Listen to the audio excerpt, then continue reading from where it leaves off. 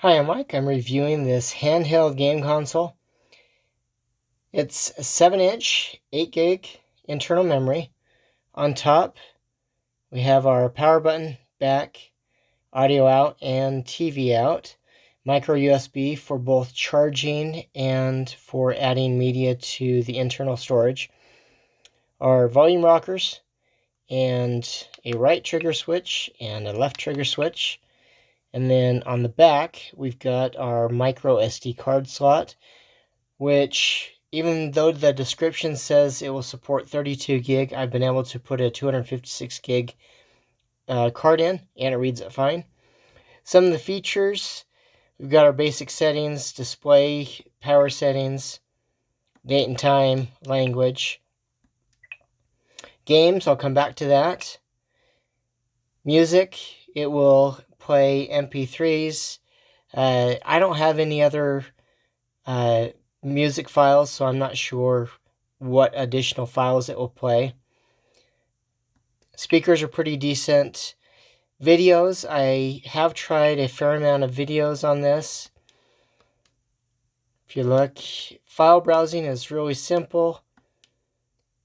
So if we go to movies, I've got MP4s, AVIs, and MKVs, as we can see there.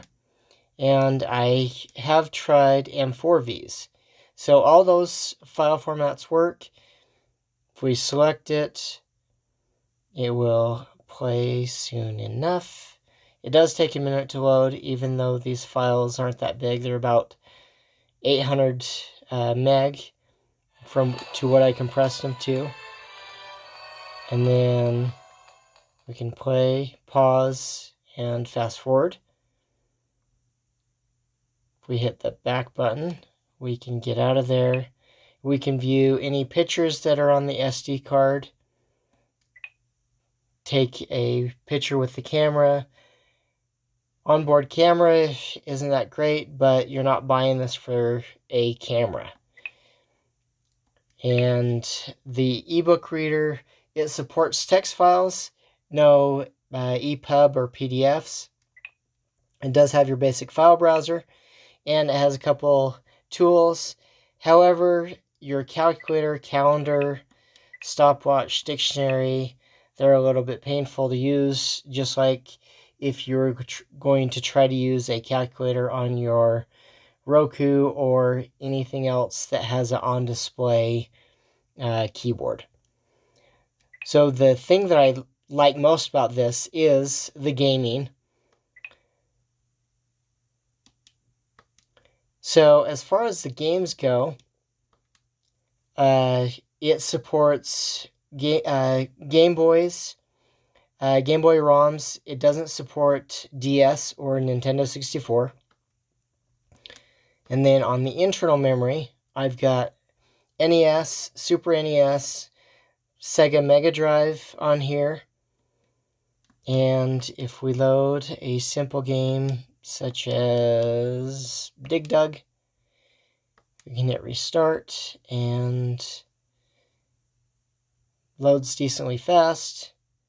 We've got our start button down here, and we are off and moving. We've got our B button,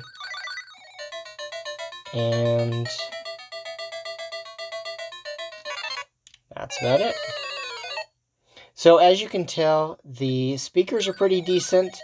So if we hit back, one thing that's really cool is you can save your games.